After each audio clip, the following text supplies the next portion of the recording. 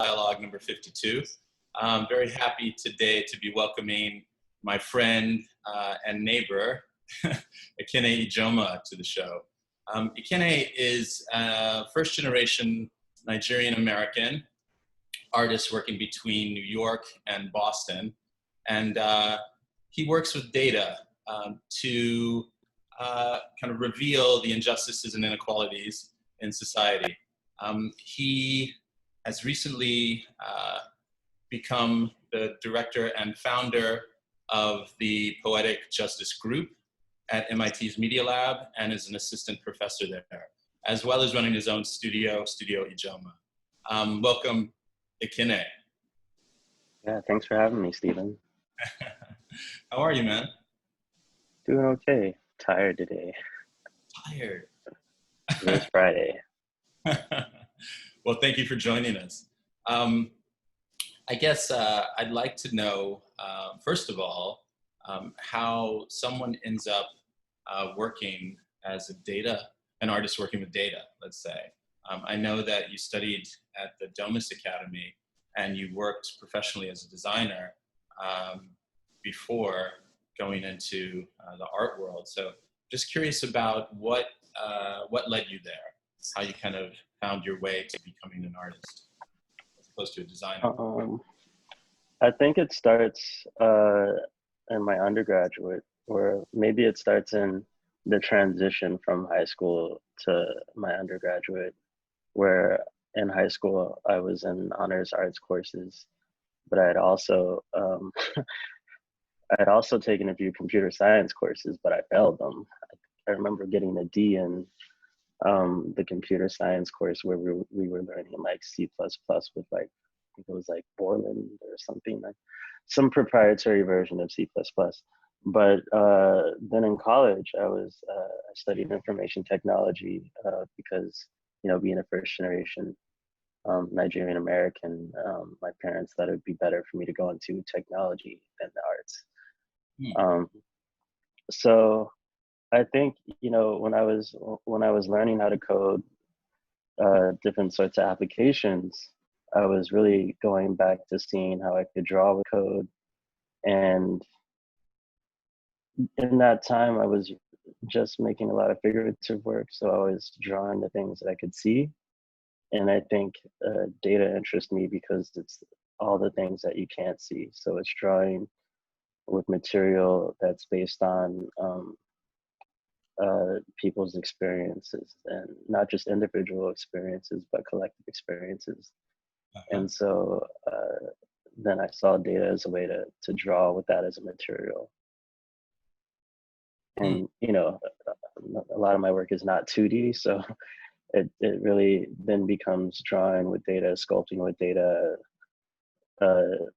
composing with data, and etc. Right. So how much of that would you say, because I know that you use design tools, quote unquote, to develop your work, how much of that would you say is inspired by the art world or the design world? I don't know if it's specifically inspired by either. You know, I worked as a designer designer and technologist for about 7 years. And I was always developing my own tools. We were always having to develop our own tools to create a lot of the data-driven graphics that we were doing, or interactive installations that we were doing. It was always about creating custom tools. So in the work that I've been doing, most of it's needed custom tools to create. Like most of the work I've done has required the creation of custom tools. Just because a lot of the tools that are existing now weren't really meant for that. So I think working, really the transition, I guess, from art to design is how those tools are used. It's the context in which those tools are used. Sure. It's changed a lot in the work. Right. So we give us some examples of tell us about your recent work. What have you been working on? Wow, recent already? Well, the last, well, yeah, for most of the last, most of this year, I've been working on a series of participatory sound and video works that I'm calling public works. They're works where we crowdsource recordings, voice recordings of people responding to prompts, and then we live remix them into an audio stream of using those voice responses. So for example, the newest one is accounting. Accounting was created in response to the census, which is historically miscounted marginalized communities. And so we were thinking how we could count to 100, which is a whole, using all the voices and languages of New York City. Guess how many languages are spoken in New York City? I think it's, I mean, it's well over a few hundred, maybe even 500. Okay, wow. It's over, they say it's over 600 as reported by the Endangered Language Alliance. It's between 600 to 800. Mm-hmm. But actually in the census, in the last census, they reported, I think, about 250 languages. So that's a big difference between the representation within the census and the representation within a more independent study about languages. That being, sorry, okay. Before we get into specific, the details of specific projects, I think what you're describing though is a really good example of how you use data to kind of reveal or illustrate these kind of inequalities. We have some slides I believe we're going to be looking at during our conversation. And the slides will be going sort of in the background. So everyone can kind of see a broad range of Ekene's work while we talk about various things that he's been working on. Maybe we can start that.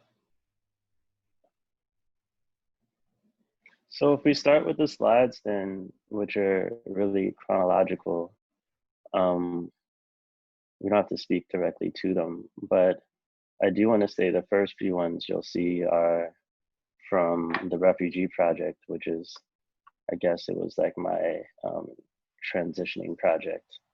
It was one of the last one-to-one sort of visualization projects that I did, and I haven't since done a one-to-one visualization project like that.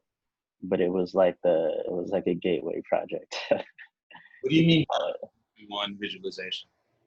This is a literal representation of refugee migration from 1975 to now, where everything is literally mapped. It's a geographic map with the countries and circles sized by the number of refugees who either originated from those countries or found asylum in those countries. So it's a one-to-one visualization, and that it's really pragmatic. And it was needed at that time. I don't think this was one of the first representations that showed the breadth and depth of the refugee crisis. We released it in 2015. And in that time, I mean, I think back to one of the first images of that represented the crisis how can I think back to it? Because it came out the year I was born. It was the Afghan girl. You know that photo? The Afghan girl on the cover of, I think it was National Geographic. And at that time, I think, there's a way that when these crises are represented just in photographs, there's a way of just only being able to see those few countries that are photographed and just the few individuals that are photographed, and not be able to understand like the scale of the issue. And that's something that I think you can do with data. And then this way I was trying to look outside the frames of those the frames of those photos, to see the millions of other refugees outside the frames of that photograph. So I see data as a sort of way of looking outside the frames of photography and film, which are the mediums that are mostly and still primarily used to communicate injustice. Yeah, of course. I mean, photography and film, the media controls our view of what's going on in the world. So I think, you know, with your work, you're sort of understanding that there's a lot more going on than what we typically see, right? Right. So where do you think this kind of consciousness comes from? This sense of wanting to illustrate these injustices with your art. I mean, you've carved out quite a unique space for yourself in the art world, in a sense, working with data. I can't think of very many examples of artists working with data in the way that you are today. So I'm just curious, where do you think this sense of consciousness comes from? Well, I mean, maybe it just comes from the empathy that's required to survive as a first generation American. Yeah, It's always just about trying to understand how people perceive you and how we can perceive the world in a way which includes me and other people that look like me. But I think also it was maybe a resistance in a way to what I'd been doing throughout most of my career, which is telling other people's stories, telling the stories of brands, many of whom didn't relate to my story, and not finding a platform or a medium to do that in, or always having to do it in the same medium or the same platform. And what I'm doing with Poetic Justice is developing the language to be able to talk about these things across multiple disciplines and mediums, and really in that just trying to develop new language around these issues. sure. So that we can begin to understand something new about them. Because when I look at an image, I want to be understanding something new about what's happening. Understanding something new, or revealing the reality of what's happening. Let's say revealing the truth of what's happening. Yeah, but there's a way of revealing a truth that feels more historical than contemporary. And I feel like data can tell us more about the contemporary than we can see. Like what, there's a way of just like revealing what's in front of you, what you can see. And there's another way of like revealing the things that you can't see and materializing those things. Right. So you make this distinction between social justice, which is, I guess, a new watchword in terms of practices today, being conscious of community and inequality here in America, and poetic justice. Maybe you can explain why that distinction and what you mean by poetic justice. Well, I don't, it's not so much a distinction. It's in poetic justice, we're exploring new forms of social justice through art, or new forms for social justice through art, which is to say that we can't always get justice through the legal system. We can't always get justice through the judicial system. So maybe we can get justice through art. So it's more like something just in the many ways we have to work towards justice may have to be outside of those systems and within. But yeah, there are just some things we won't get justice for anytime soon. Sure. So I mean the idea, we can get poetic justice.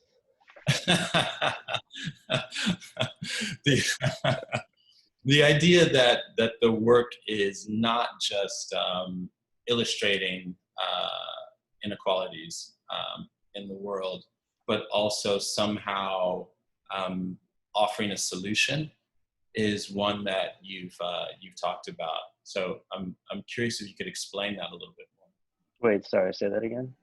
Can you tell us a little bit about the idea that the work is not just offering a kind of poetic illustration of inequalities in the world, but also somehow offering solution, or at least pointing in the direction of the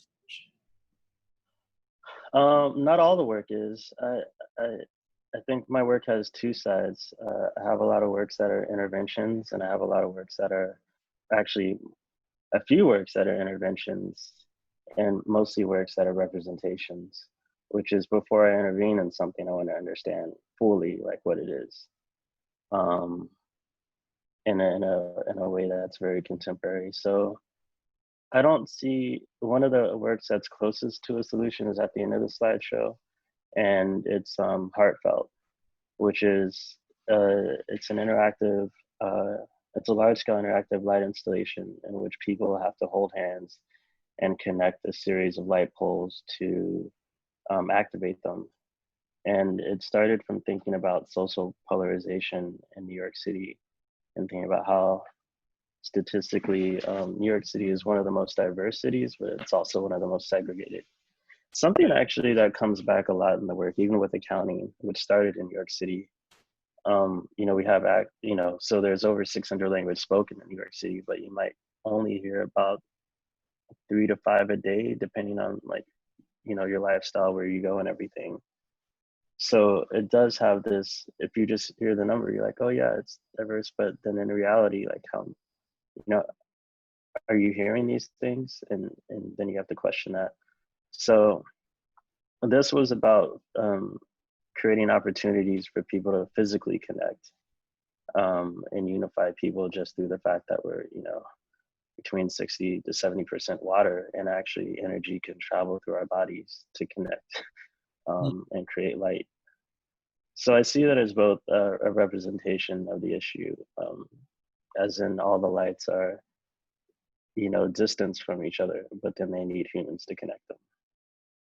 So I have works like that, and then I have works like accounting that is more like a speculative intervention, because it's bringing all these languages together and unifying them in a way to create a speculation and a meditation on what a unified New York City would sound like. Like if you actually heard all these languages in a day, what would that sound like? Right. But it's not the current reality in New York. I mean, unless you're living in Queens, maybe. But yeah, it really just depends on the neighborhood. But even so, I don't think you would hear like more than 5 languages. So, I mean, this working in the local and the global, I think is very interesting. Tell us about this project here, Pan-African AIDS, I believe is the title. What are we seeing? Yeah, so you're seeing Africa fade into Black America at the rate of HIV/AIDS prevalence from within a 8-year time span, and it was a commission from the Museum of the City of New York in partnership with the Wellcome Trust, and they commissioned me to think about to create an artwork about infectious disease and inequality. And one of the first things I thought of was HIV/AIDS, and I started doing research. I found this report from, I think it was 2008. It was titled "Left Behind," and it was by an organization called the Black AIDS Institute. And it was about how the Black population in the US had been left behind in the US administration's initiative called PEPFAR, which was about fighting AIDS in Africa and other. Well, I'm gonna just speak to Africa. There were other countries, but it was mostly Southern Africa and I think Western Africa, but it was countries in Africa. So what I did actually was so what the report did was to say, well, if Africa was its own country, it would be ranked XYZ alongside all these other countries that the US funded. And it was actually within the top, I think 10 to 20, which is still too close. Which means that what that means is that actually some of the rates in Black communities in the US were as bad as the rates in Africa, yet the US had funded the fight there instead of the fight here. So what the sculpture is showing is within a certain time span, the rates went down in Africa while they went up in the US population. Does that make sense? Yeah. So what that sculpture is showing is the transition at the same rate of how it went up in the Black population in the US while at the same time going down in the Black population in Africa. Hmm. So it's sort of it's creating that relationship between the two. One is, you know, not in our backyard, and the other is in someone else's backyard. Sure, sure. Another, And I guess, illustration of that is your project, Deconstructed Anthems. Um, this this is very interesting because it's it's it's poetic, but it's also a little eerie. You know, there's something I think when you hear the Star Spangled Anthem in Ekene's sort of like, let's call it a remix. when, when you hear the Star Spangled Anthem with the notes removed, as you have, it really hits at the feeling that you have of something missing. So how did this project come about? And maybe you can tell us a little bit about that. Well, I have a lot of, I've been in conversation with the Vera Institute of Justice. When I did the refugee project, a lot of organizations contacted me about creating global maps for them or just geographic maps for them. And I didn't want to make another map because I just felt like not everything should be a map, not everything should be an interactive map. They had all this data. They had really great data on more lower level data on specifically jail incarceration rates across the US. And they just wanted to create an interactive map from that, which they did in the end. But I think it was mostly seen by researchers. And I wanted to make work that would be understood by the wider public. Although the researchers used it to publish news stories still, it just didn't have the impact that I would have wanted it to have. So I kept thinking about that for about 2 to 3 years. And then all of a sudden I was walking down the street in Brooklyn, which is I get a lot of my ideas while I'm walking, and I just thought of it. I was like, what if I just took, because I just remember, you know, seeing the rate, you know, just goes up like that, you know, from 1950 to now, it just steadily climbs up. Like there's a few dips in maybe like the mid 2010s, but I mean, still not significant compared to like how high the rates are and just how high the numbers are. So I was just like, well, what if I just juxtapose that against the actual anthem itself and remove notes from it? And it was a really simple idea at the time. I didn't know how to read or write music, but I learned everything, and I developed custom composition software, which you saw in that first image, to actually be able to create a generative composition where the only rules are to remove notes at the rate of mass incarceration and an X number of repeats. So I can do it in 10 repeats, I can do it in 50 repeats. The composition always ends in the same way. And it always ends at the same rate. So actually the first time it was performed, it was 30 minutes. The next time it was performed, so this is at Day for Night Festival in Houston, Texas. That was a premiere. The next time it was performed, it was at the Kennedy Center in DC. That one was 15 minutes. And I really liked that performance because it was the opening to their annual art summit, and it wasn't announced. And so the event opened with the Star Spangled Banner, everyone stood up. And then after the first repeat, they stood standing. They were a bit confused, but they're like, okay, I'm gonna stay standing. It's, you know, it's the anthem. And Right. actually some people didn't, you know, there was after Colin Kaepernick. So some people were kneeling, some people were just sitting, but a lot of people were standing. So the next repeat comes on and people start to notice notes are missing. And then you just see people looking around, trying to figure out like what's happening. And then slowly everyone sits down, and then, then you hear less and less notes. And then actually the point of the silence is that's where you have to sit with it. So it gets more and more silent in between the notes, and people are just like really having to sit with like what that means. And I felt like it was so powerful, a performance actually.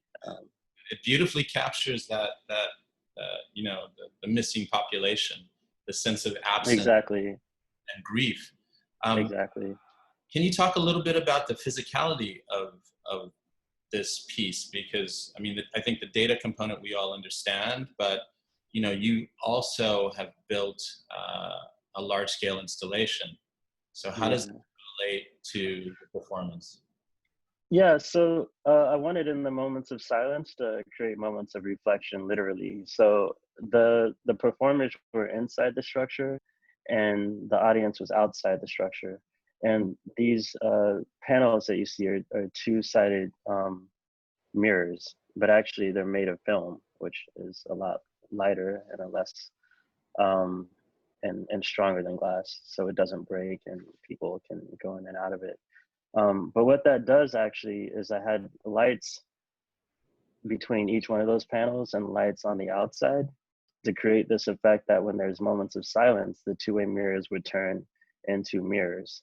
And then when there were notes, they would become transparent.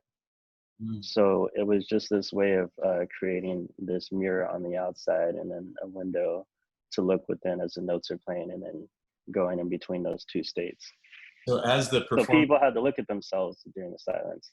right. So as the performers are playing, the lights are flashing on and off, and the film is turning reflective or opaque because of the reflection. Right? Yeah, exactly. Yeah. It was crazy because I didn't know whether it was going to work. At first, I was going to use projectors, and then a few days after, those lights they're actually amazing. The quality of light, the quality of white light, like they specifically are for white light, and I had no idea that you could get that. I mean, even the beam is so clean and precise. Like it wouldn't have worked without that effect. They're called German GLPs, German. I can't light impression. I can't remember, but and amazing lights.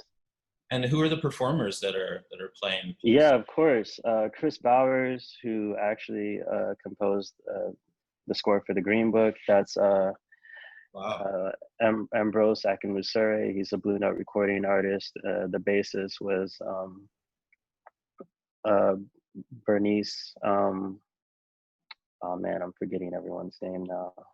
Bernice Earl Travis, who's played on many records with Robert Glasper. So it was like a world-class jazz trio that played in the premiere, which is pretty amazing. I'm curious what their reaction was, the musicians' reaction to this piece. I think they got, well, they're jazz musicians, and it was amazing to hear them actually play. Like, it was hard for them, I think, because there was so much structure and so much constraint. And actually, that's what the work is about. It's just finding this space in between constraints to find spaces for freedom. And actually, I wanted to put more improvisation in between, and there was a little bit, but I really wanted to stick to the missing notes and the consistency of them as far as like in relation to the incarceration rates. But I think it was difficult because it was like playing classical music. So but that was part of the performance, was to have jazz musicians do that, because you could see in their bodies like the struggle sort of like playing something like that. Right. So it makes me question how explicit the work is, right? How does the audience understand when this piece is performed what they're hearing? How much is implied and how much is explained, I suppose, is the question. Well, when we played it in Houston, there was no description, and I only wanted it to just say Deconstructed Anthems, and a lot of people got it. We created this video, which you can see just linked from my website, that is just people speaking about the work without knowing what the work was about. Hmm. And a lot of people, you know, even if they didn't know it was about mass incarceration, it's about all the things that are wrong with the US. It's about, you know, all the things that the anthem is supposed to represent and all the things that it doesn't represent, you know. So it's like almost putting a barometer up to the symbol to see whether it's standing up to the things that's it's supposed to represent or not. And you could think of it as like the better these things become, the better the anthem will sound. Hmm. You know what I mean? Like what if actually we heard the anthem in that way and we just felt like, okay, we really want this to sound better. We really want our society to look better. Then what would happen? Right, right. Yeah, and I mean, I can imagine what would happen if your version, Deconstructed Anthems, became the national anthem until these problems were fixed. I mean, and Yeah, that'll be a really long durational performance. no, but I mean, I guess what I'm getting at is how does a conceptual artist really make an impact in issues like this? I mean, to have a performance here and there is one thing, but it's another thing to kind of try to develop a work that really has an impact on social injustice. So, I mean, it wasn't the first time you performed it in Houston, but you performed it several other times, haven't you? Yeah, and we're working on performing it. It's been performed once every year. It's difficult to um, just have these performances. But the last one was in Chicago at the Chicago Arts Club. And the next one will be in Omaha at the Bemis Center for Contemporary Art, and that'll be next year. But I would love to have it performed in New York. It just hasn't happened yet. It's also another thing is like not being a conceptual artist, but not being based in the performance world or not being based in the theater world and trying to do work within that space. And that's actually been uh, just it's just been a challenge in every sort of discipline that I work in is that I'm not specifically based in that. And so to get the opportunities in those spaces becomes more difficult. And so getting those opportunities, you've had those opportunities through residencies. And so it didn't. Not so much. It's been like residencies, commissions, Hmm. mostly commissions, which is outside of that, and then fellowships. And Did, actually grants and awards that I've won. Those all sort of created the opportunities for me to really expand into those spaces. right, right, right. Did the piece feel different played at the Kennedy Center in DC? Yeah, I felt good about it being played there, especially like I said, because it was a surprise performance. And I think that's really the best way. You know, I think the first time I had to create the context for it because, again, it was at a festival, so I needed to create a space for the work to be performed in, right? But if I have like a stage and I have an event and I have something that's outside the context of the work itself, then I think it becomes more powerful. So I just love the idea of just surprising them. Because then the reaction is genuine, like almost like when people don't know it's an artwork, you know, and that's like when they're just really genuinely like trying to figure out like what is this, like what's happening. Right, right, right. So is that why, I mean, in a sense, help us understand why you're beginning to kind of lean toward these larger installations, or you've made these large installations? Oh, I've always wanted to make large installations because I want this I want these works to be in the real world. Like I want to do more public artwork, um, whether it's in a virtual space or a physical space. I just want to do more work that's accessible outside of the galleries, outside of museums, and etc. Just I'm interested in the in between spaces and and and trying to create art in those spaces. So yeah, that's what I think more recently. Yeah, so my first public permanent artwork is at the Kennedy Center. Actually, it's you're seeing photos of the production of the work. We're actually Heartfelt actually is installed outside of the Kennedy Center, between the old building and the new building called the Reach. So that's been really exciting to have that there. That's a project that I've been has had many versions in like the last 3 or 4 years, and there you can see it actually installed along the side of the Kennedy Center. How does this work? Yeah, so it just uses your body as a conductor to close the circuits between the lights, which means it sends a small signal. All of them are sending signals between each other, but they can't connect without your body. So your body actually becomes like a wire between the poles. And then once you make that connection, they light up. I don't have any photos of the interaction and people activating the lights, but that's what happens. And what is that intended to illustrate? It's intended to illustrate how we're all conductors of energy, literally. Because and then actually the further into the installation is called Heartfelt, and it's actually a double heart layout.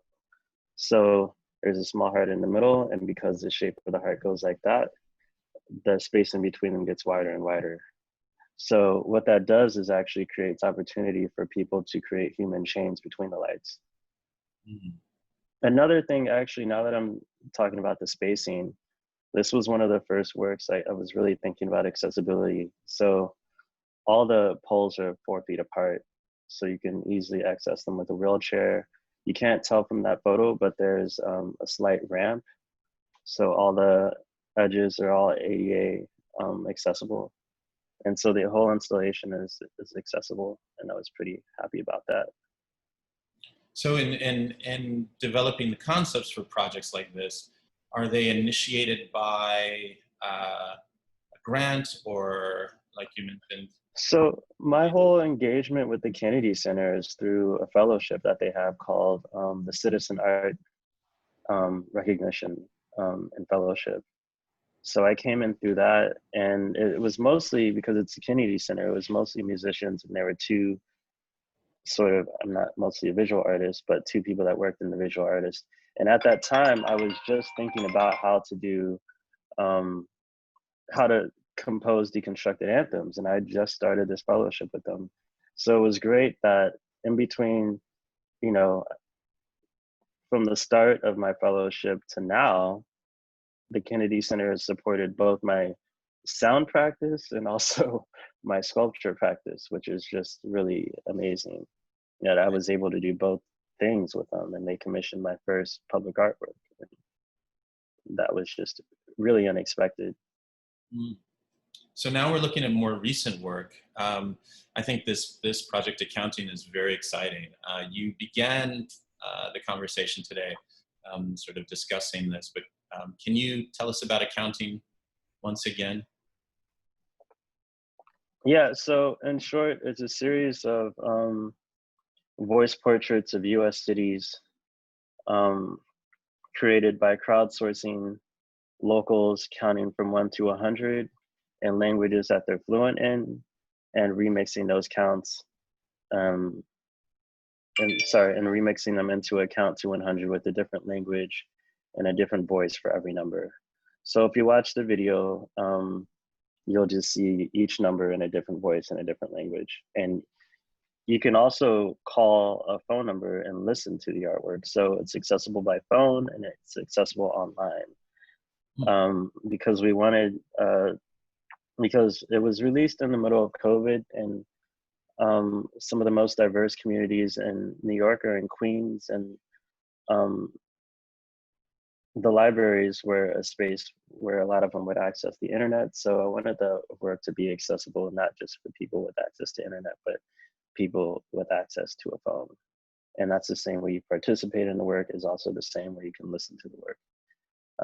But on the online version, it's a generative video. It's different every single time. The sound work is different every single time. It's generated in real time.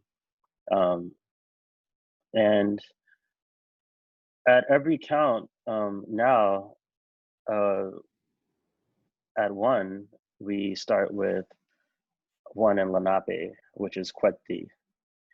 And we do that as a language acknowledgement to acknowledge the indigenous people of this of the land of the city, New York City, where we're both in. And yeah, I just thought of that as a just, it's really just a gesture.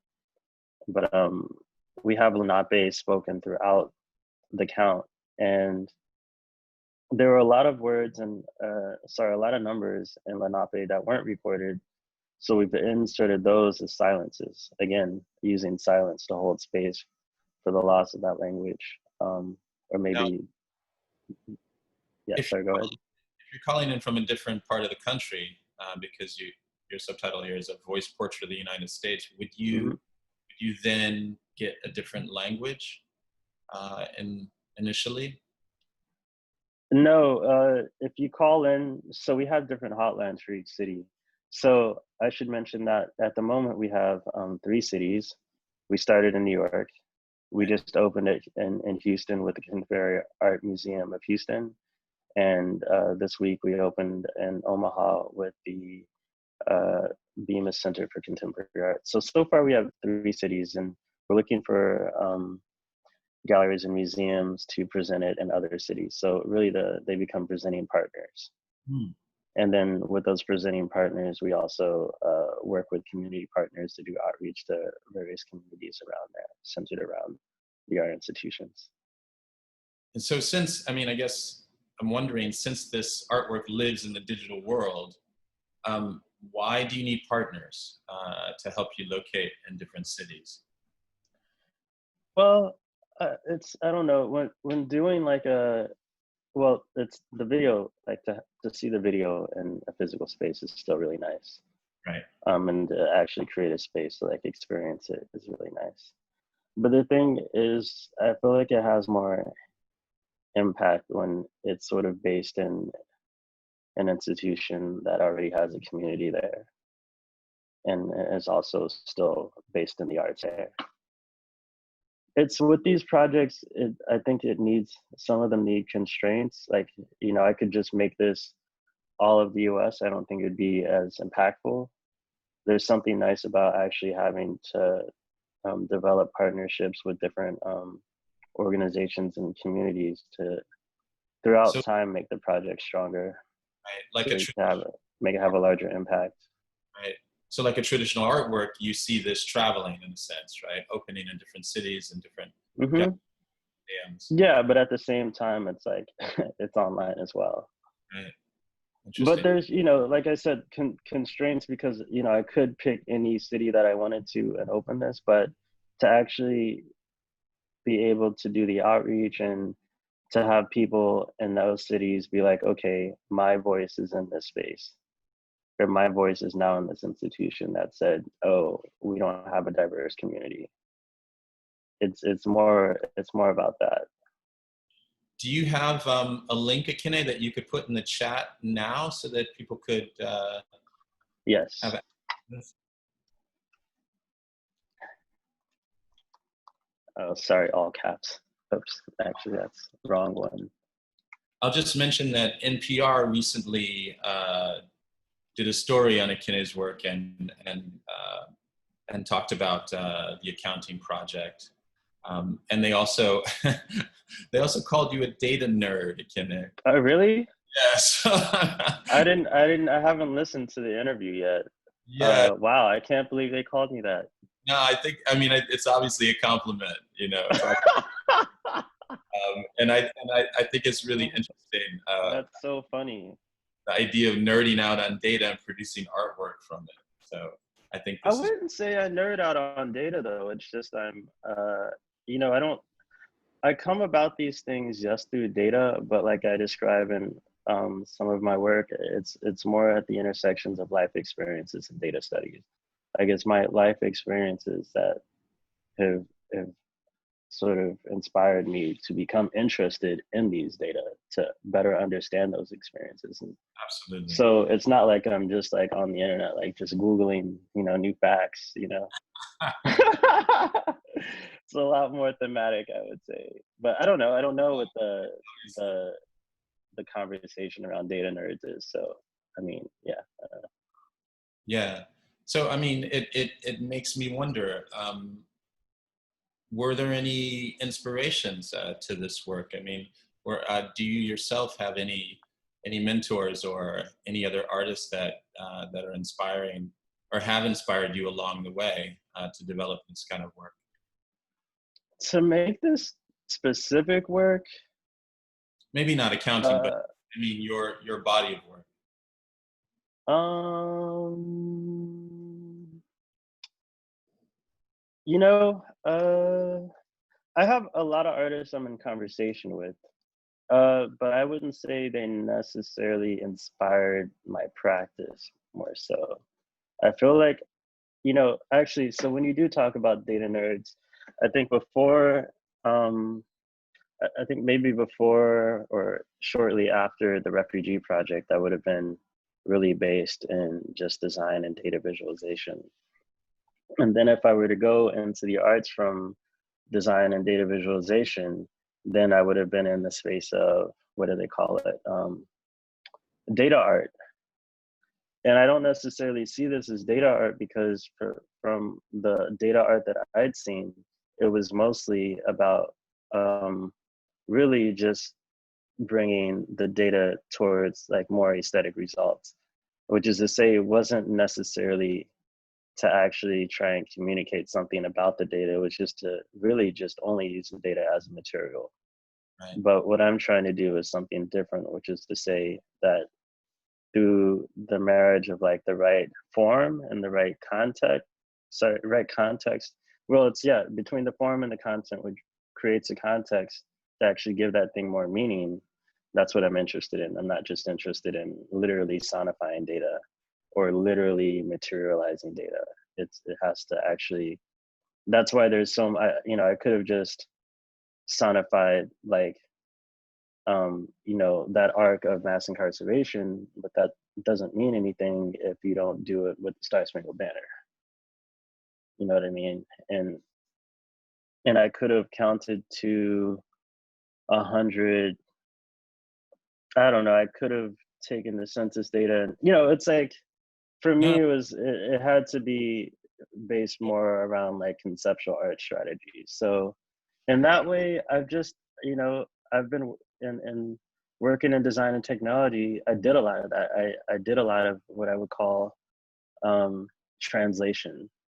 mhm. It's like translating between different ideas and mediums. And really, for me, this is just expanding on. Before, I was just doing it for a commercial, or I was doing it for an interactive installation for a brand. Like it was always about translation. So now I'm interested in the social as a material and really sculpting around that. Absolutely. I mean, I think what clearly distinguishes your work is the poetic and the social component. So, I mean, maybe that's a nice way to kind of begin to talk about the Poetic Justice group at MIT at the Media Lab. Um, Tell us how this came about and what you guys are up to. So it came about of me thinking about how to expand my studio practice within the sort of research environment. And really, with every project that I've done from the research alone, like for the research for Pan African AIDS, that was like 2.5 months of research, like a month and a half of producing the sculpture, and actually the series of sculptures, because we made about 6 or 7. And to create that sculpture, I had to recreate that report that I mentioned before that was called Left Behind, because like I said, that report was done in 2008, and I wanted to see, but I'm not going to make a sculpture about data from 2008. So I wanted to actually see where it was when I created that. I think it was 2018. So that's 10 years. Maybe things got better in 10 years. So we actually had to research. I worked with an epidemiologist to recreate those reports to see, um, you know, if things had gotten better in Africa, in those African countries that the US had funded through PEPFAR, and if things had gotten better within the Black populations around the US. And at that same time, reports have come out, and at that same time when I was researching, there was a big article by one of my favorite journalists, Linda Villarosa, in the New York Times about the AIDS epidemic in the Black population in the US, and there was one advice and so on. Anyways, that's just to say that with each project, there's so much research that goes into it. How could I take that research and expand it into other forms outside of the artwork? Maybe it just needed to be published as, you know, a report or something else. So creating this lab within the MIT Media Lab was just me thinking about how to expand each project past the artwork. And I'm still doing that. That's something we're still doing. I'm still thinking about, like, with accounting, it's almost a capacity issue, because it took a lot just to create the technology needed to create accounting. So I haven't even got to, you know, so I just graduated one of my first students whose thesis was about accounting, but then, you know, there's still more to be done. You know, as far as like we're trying to think about how we can develop content around it. One of the videos you saw earlier was actually people talking about their experience after having participated in it. People tell us all sorts of things, like they tell us about different things about the language that make it complicated for them. So some of them talk about colonization and how that, you know, and how that changed their language, or that's why they speak that language. And, you know, those are things that we wouldn't have thought about, that you know, people would share at the end. Some people just say thanks, which is really great. Like, some people say thank you for, you know, creating a space for me to speak my language.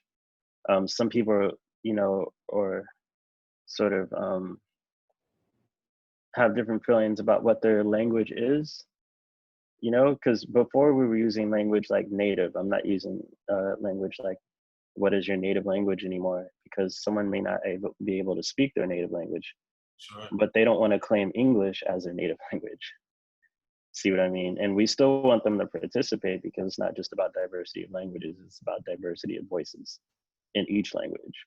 So even in the English language, we want to hear all the different accents and et cetera.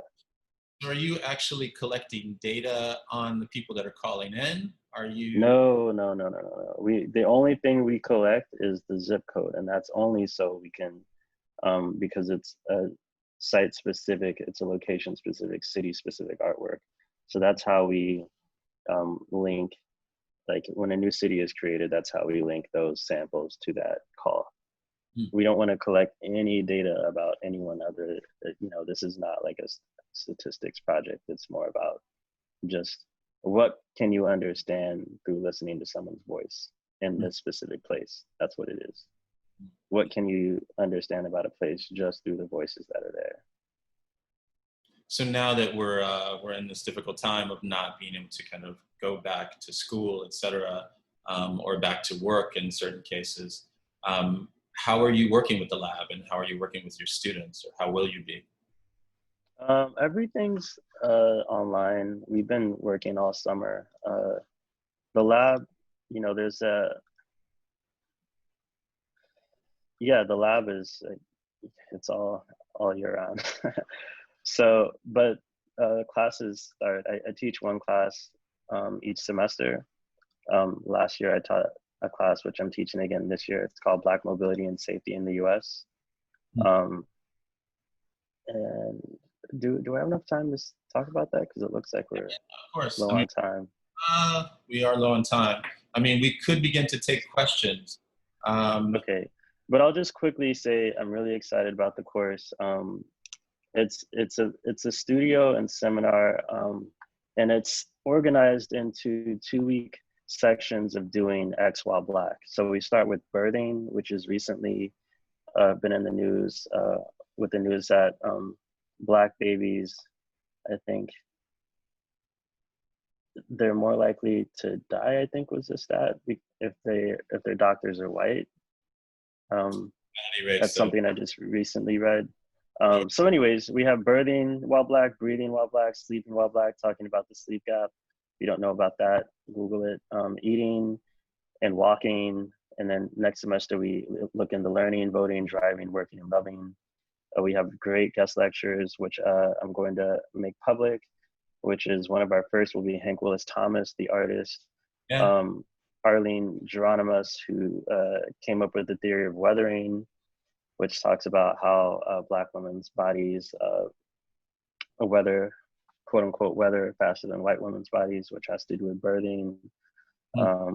We have Linda Villarosa, who I mentioned earlier. She just published a really great article at the New York Times about environmental racism. That's in our Breathing While Black section. We have Trisha Hersey from the NAP Ministry talking about sleep as a form of reparations. Those are just a few of the examples. But this is part of a larger project called the Green Book Project, which I won the Creative Capital Award for. And it's about just reimagining the Negro Motorist Green Book for today's new Jim Crows, which are always changing and developing and expanding in ways that are really just difficult to understand in real time. So we're looking at it through the perspective of social sciences to the arts to activism and everything in between. So where could any of our listeners find that information? Is that available online? It will be. Just follow me on Instagram and I'll eventually share more details about it. Yeah. So one question has come up about the museum exhibition in Houston. What museum was that you mentioned? Oh, it's the Contemporary Art Museum of Houston, AKA CAMH. Yeah, and you've also got some other exhibitions going on at the moment, correct? Right, at the Museum of the City of New York and also at the Bemis Contemporary Art Museum, Bemis Contemporary Center for Art. And which projects are they showing? All of those are showing accounting. And then Deconstructed Anthems is going to be also at the Bemis Center for Contemporary Art also next year. Okay. Ekene, are you represented by any galleries? No, I'm not. I'm independent at the moment. And is that something that you're interested in? I mean, do you see your work presented in galleries in this way and developing? Sure. Yeah, I mean, I'm always open to just different ways of working. This is just, it's just everything that I mentioned is just, it's just the way I created for myself to make this work. It's just the space I created to make this work. It was like coming from design, I was like, I need commissions to make this work. I can't, all the work is expensive. I need grants. I need, because I needed money to make the work. So. And so far, that's clear. That's totally understandable. And so far, you've been developing all of this work independently.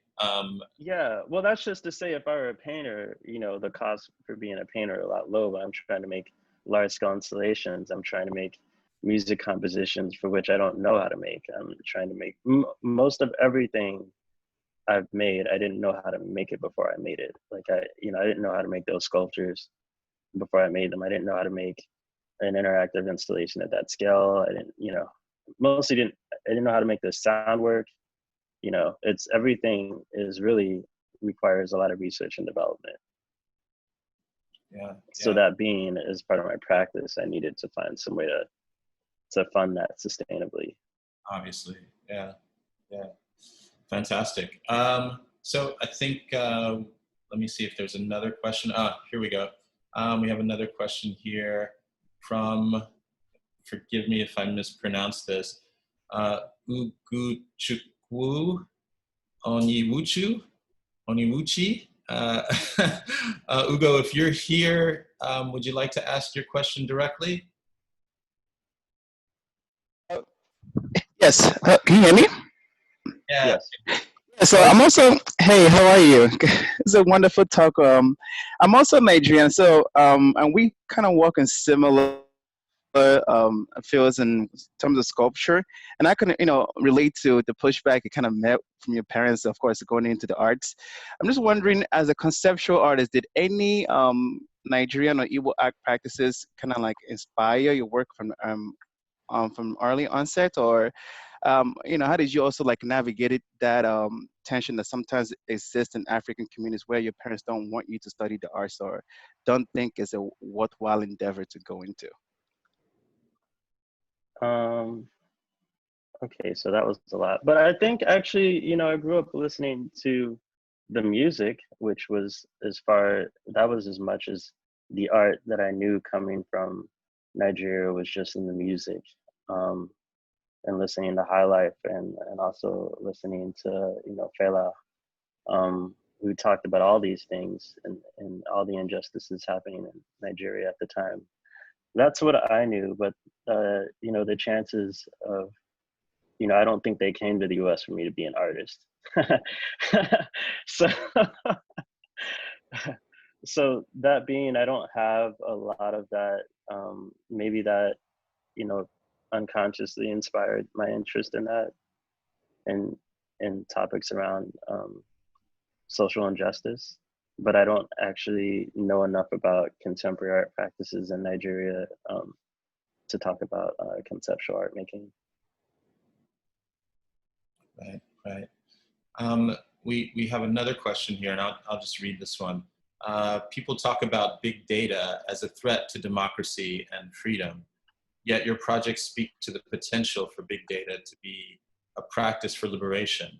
Are you hopeful for the future? Of big data.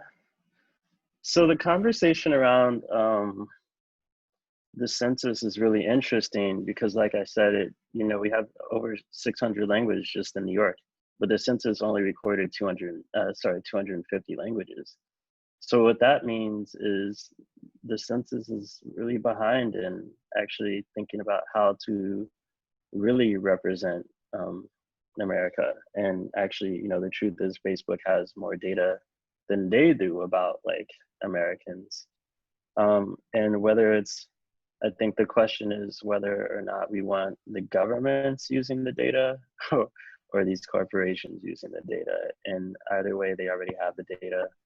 It's more about how it's being used to create more equality, and if that's even a goal of their data collection. I guess as a last question coming from me, I'm curious, are you looking to have or develop a relationship with the US Census?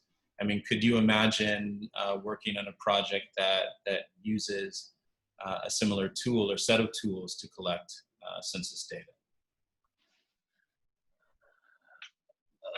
There's so many issues with it, though, historically, how it's been used against marginalized communities. How it was used to put Japanese in internment camps, how it was used. I mean, it's just been, I don't know. I think it needs to be completely just, there's too much wrong. It's difficult to imagine whether we do take it or we don't take the census, or whether we vote or whether we don't vote, that the current system is going to be able to actually work towards a more equitable future. I mean, is this a more liberating future? Yeah. Is this the kind of project that the Poetic Justice group could take on? Yeah, it's a long-term mission. It's a long-term goal. Right. Absolutely.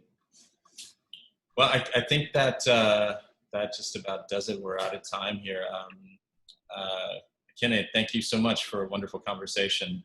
Great overview of your work. Really appreciate you coming on. Yeah, thanks for having me. We should do this more often. Absolutely. Okay, so thank you everyone for listening. And we're back on next Wednesday. Let me just have a quick look. Sorry, just a second.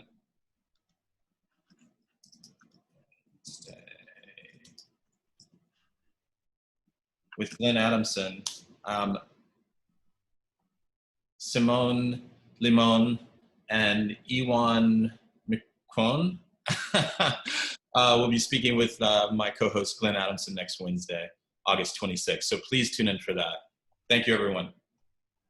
Thanks.